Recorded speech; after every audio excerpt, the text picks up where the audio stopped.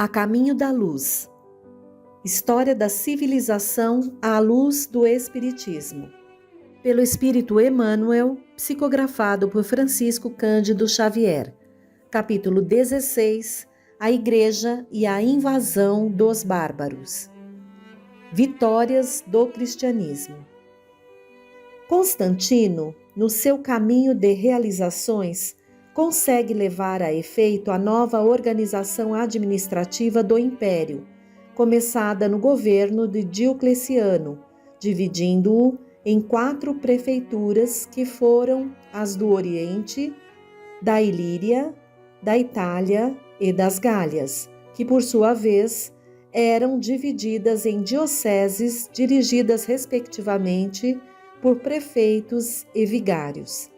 Com a influência do vencedor da Ponte Milvius, efetua-se o Concílio Ecumênico de Nicéia para combater o cisma de Ário, padre de Alexandria, que negara a divindade do Cristo.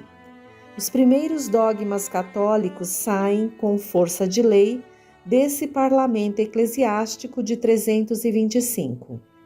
Fim do reinado de Constantino, aparecem os seus filhos, que não lhe seguem as tradições.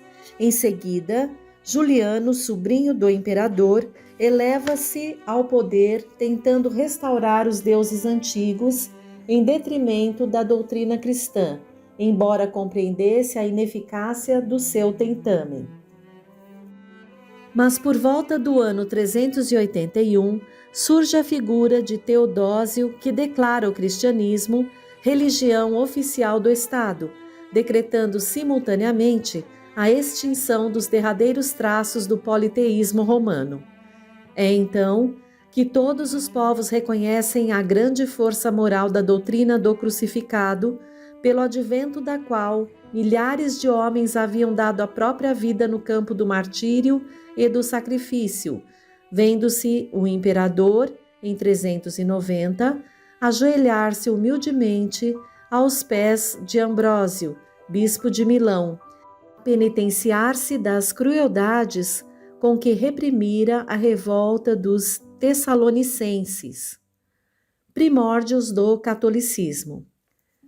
O cristianismo, porém, já não aparecia com aquela mesma humildade de outros tempos. Suas cruzes e cálices deixavam entrever a cooperação do ouro e das pedrarias, mal lembrando a madeira tosca da época gloriosa das virtudes apostólicas. Seus concílios, como os de Nicéia, Constantinopla, Éfeso e Calcedônia, não eram assembleias que imitassem as reuniões plácidas e humildes da Galileia.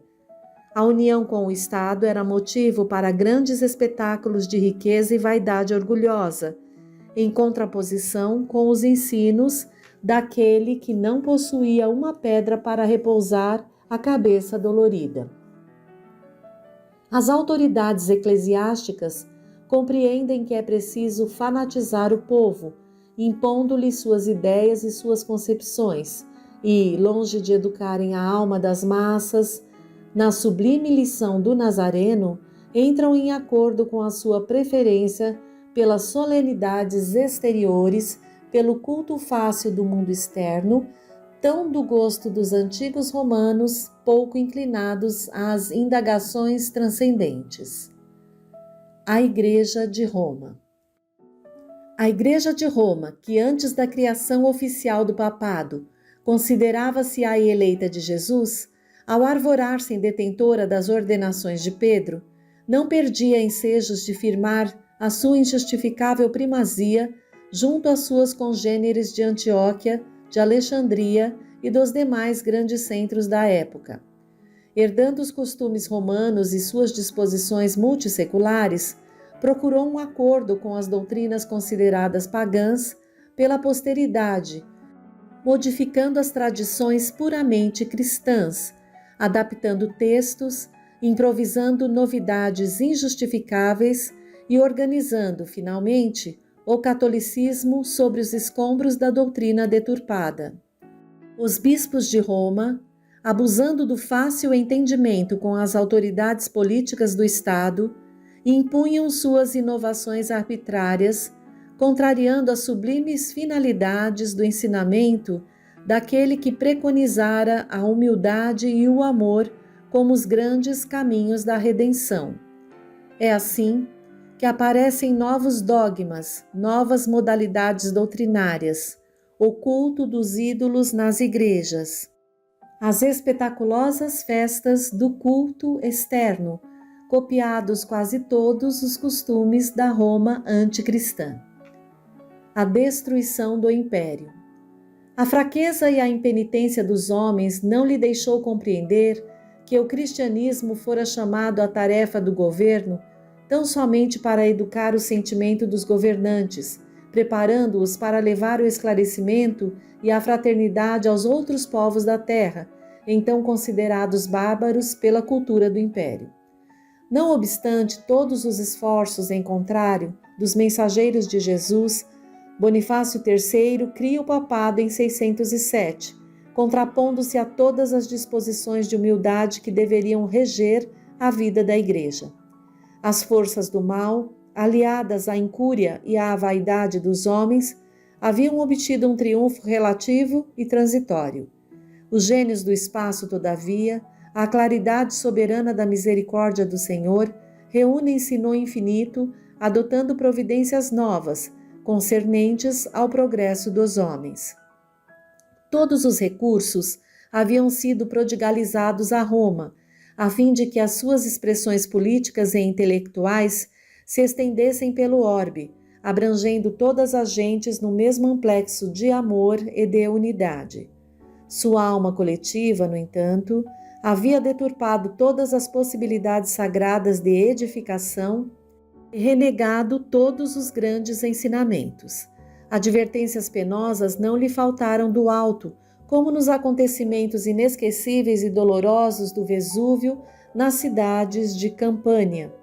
Séculos de luta e de ensinamento se haviam escoado sem que a alma do império se compenetrasse dos seus deveres necessários. É então que Jesus determina a transformação do império organizado e poderoso. Suas águias orgulhosas haviam singrado todos os mares. O Mediterrâneo era propriedade sua. Todos os povos se lhe curvavam para a homenagem e para a obediência, mas uma força invisível arrancou-lhe todos os diademas, tirou-lhe as energias e lhes reduziu as glórias a um punhado de cinzas. Até hoje, o espírito que investiga o passado inquire o motivo desses sinistros arrasamentos, mas a verdade é que todos os fundamentos da terra residem em Jesus Cristo. A invasão dos bárbaros. Essas determinações do Cristo, verificadas após o reinado de Constantino, foram seguidas das primeiras grandes invasões com os visigodos, que, fugindo dos hunos, transpõem o Danúbio e estabelecem-se no oriente do Império, penetrando depois na Grécia e na Itália, espalhando flagelos e devastações. Debalde surgem as vitórias de Estilicão, porque em 410 atingem elas as portas de Roma, que fica entregue ao saque e às mais duras humilhações. Em 405, é Redagásio que parte à frente de 200.000 soldados em demanda da cidade imperial, sendo vencido, porém roubando as mais fortes economias romanas. As provas expiatórias do império prosseguem numa avalanche de dores amargas. Aparecem as correntes bárbaras dos alanos, dos vândalos, dos suevos e dos burgúndios. Em 450, os hunos, comandados por Átila, atacam as Galhas, perseguindo populações pacíficas e indefesas. A unidade imperial perde a sua tradição para sempre. Com as suas vitórias, funda Clovis a monarquia dos francos. Os bretões, oprimidos pela invasão e privados do auxílio dos exércitos romanos, apelam para os saxônicos, que povoavam o sul da Jutlândia, organizando-se posteriormente a Epitarquia anglo-saxônica. O que Roma deveria fazer, com a educação e o amparo perseverantes, aqueles povos rudes e fortes vinham reclamar por si mesmos. A grande cidade dos Césares poderia ter evitado a catástrofe do desmembramento se levasse a sua cultura a todos os corações, em vez de haver estacionado tantos séculos à mesa farta dos prazeres e das continuadas libações. Razões da Idade Média. A queda do Império Romano determinara no mundo extraordinárias modificações. Muitas almas heróicas e valorosas que se haviam purificado nas lutas depuradoras, não obstante o ambiente pantanoso dos vícios e das paixões desenfreadas, ascenderam definitivamente a planos espirituais mais elevados, apenas voltando às atmosferas do planeta para o cumprimento de enobrecedoras e santificantes missões. A desorganização geral com os movimentos revolucionários dos outros povos do globo terrestre, que embalde esperam o socorro moral do governo dos imperadores, originara um longo estacionamento nos processos evolutivos. É aí, nessa época de transições que agora atinge as suas culminâncias, que vamos encontrar as razões da Idade Média, ou o período escuro da história da humanidade.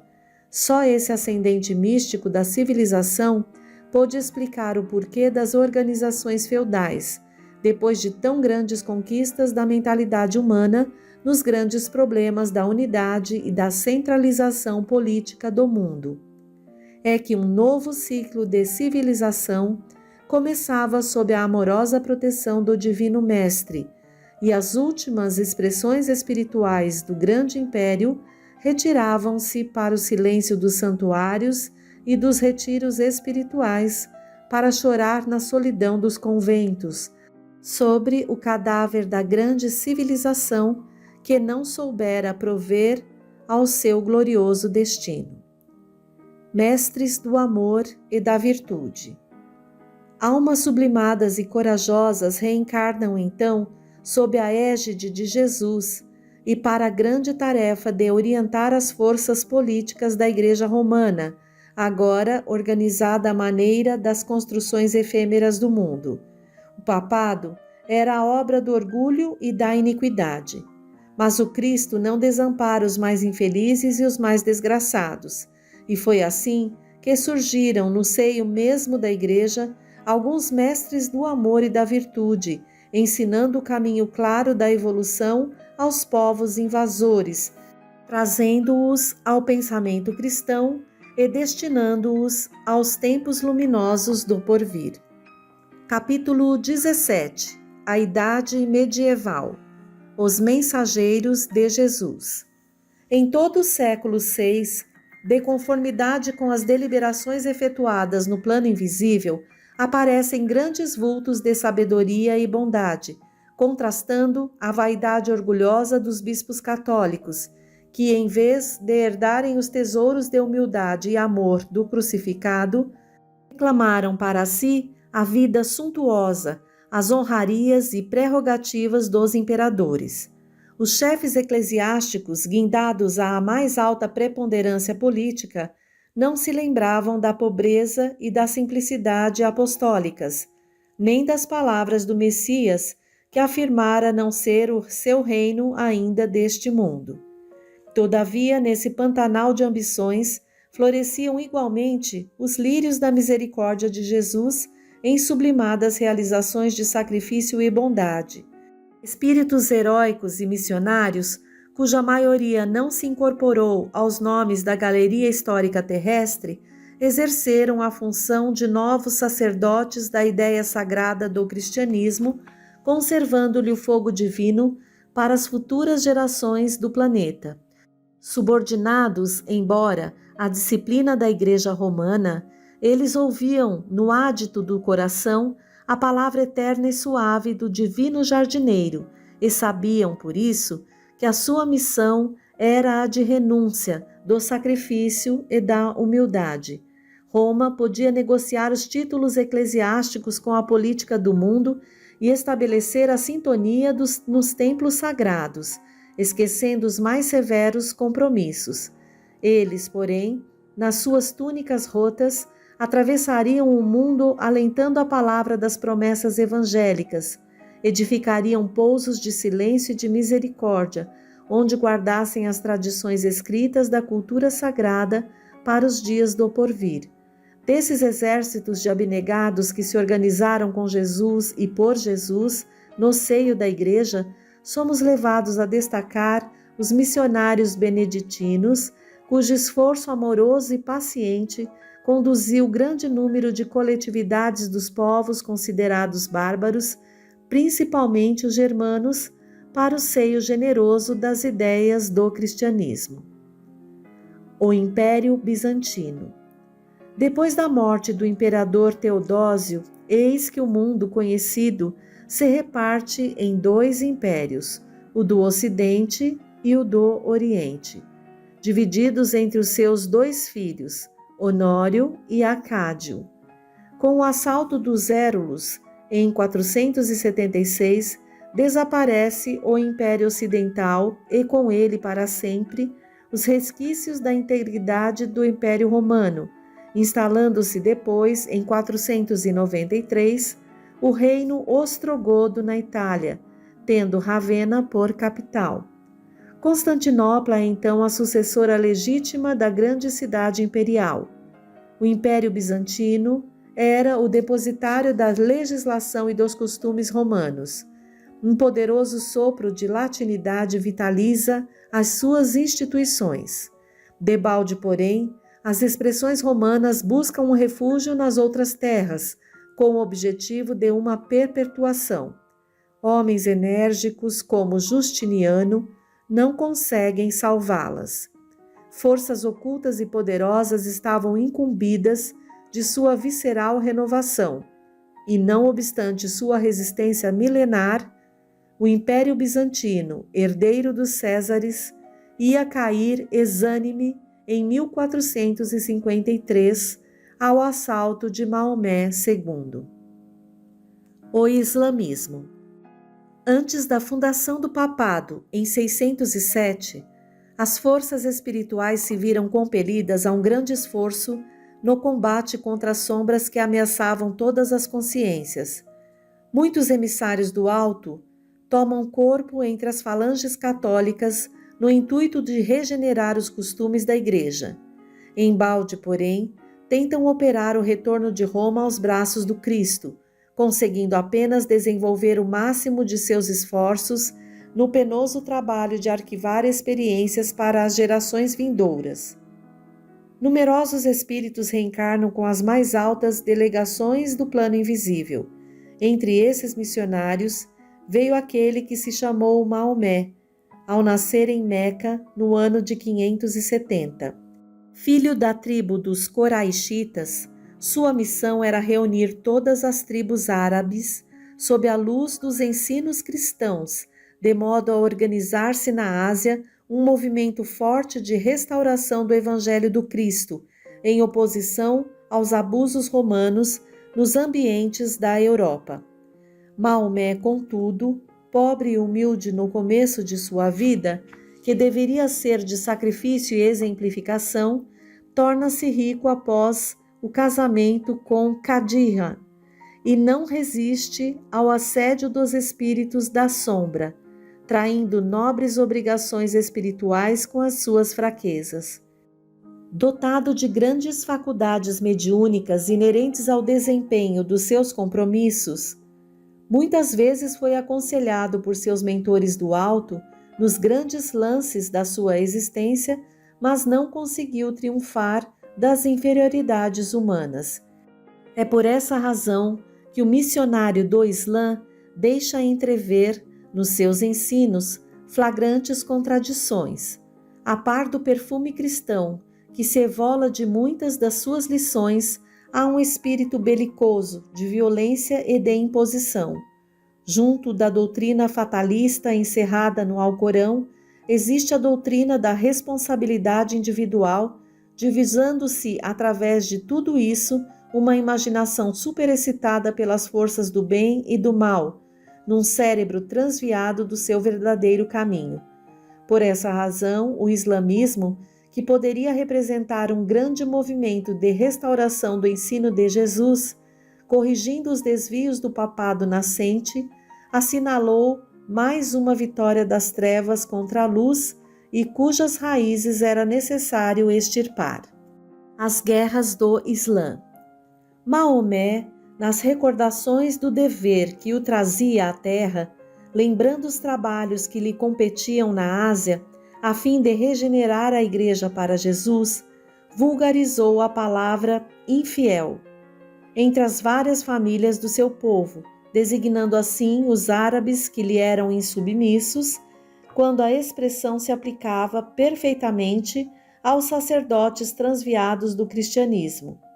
Com o seu regresso ao plano espiritual, toda a Arábia estava submetida à sua doutrina, pela força da espada, e todavia os seus continuadores não se deram por satisfeitos com semelhantes conquistas. Iniciaram no exterior as guerras santas, subjugando toda a África setentrional no final do século VII. Nos primeiros anos do século imediato, atravessaram o Estreito de Gibraltar, estabelecendo-se na Espanha, em vista da escassa resistência dos visigodos atormentados pela separação, e somente não seguiram caminho além dos Pirineus, porque o plano espiritual assinalara um limite às suas operações, encaminhando Carlos Martel para as vitórias de 732. Carlos Magno. É depois dessa época que Jesus permite a reencarnação de um dos mais nobres imperadores romanos, ansioso de auxiliar o espírito europeu na sua amargurada decadência. Essa entidade renasceu, então, sob o nome de Carlos Magno, o verdadeiro reorganizador dos elementos dispersos para a fundação do mundo ocidental. Quase analfabeto, criou as mais vastas tradições de energia e de bondade, com a superioridade que lhe caracterizava o espírito, equilibrado e altamente envolvido. Num reinado de 46 anos consecutivos, Carlos Magno intensificou a cultura, corrigiu defeitos administrativos que imperavam entre os povos desorganizados da Europa, deixando as mais belas perspectivas para a latinidade. Sabe Jesus quanto de lágrimas lhe custou o cumprimento de uma tarefa dessa natureza, cujo desempenho exigia as mais altas qualidades de cérebro e coração. Mas, antecipando as doces comoções que o aguardavam no plano espiritual, numerosos amigos invisíveis que com ele haviam caminhado na Roma do direito e do dever, cercam-lhe a personalidade na noite do Natal do ano 800, quando o seu pensamento em prece se elevava a Jesus na Basílica de São Pedro. Uma onda de vibrações harmoniosas invade o ambiente suntuoso, pouco propício às demonstrações da verdadeira espiritualidade. Leão III, o Papa reinante, sente-se tocado de incompreensível arrebatamento espiritual e, aproximando-se do grande batalhador do bem, cinge-lhe a fronte com uma coroa de ouro, enquanto a multidão designa-o, em vozes comovidas e entusiásticas, como imperador dos romanos. Carlos Magno sente que aquela cidade era também dele. Parece-lhe voltar ao passado longínquo, contemplando a Roma do pretérito, cheia de dignidade e de virtude.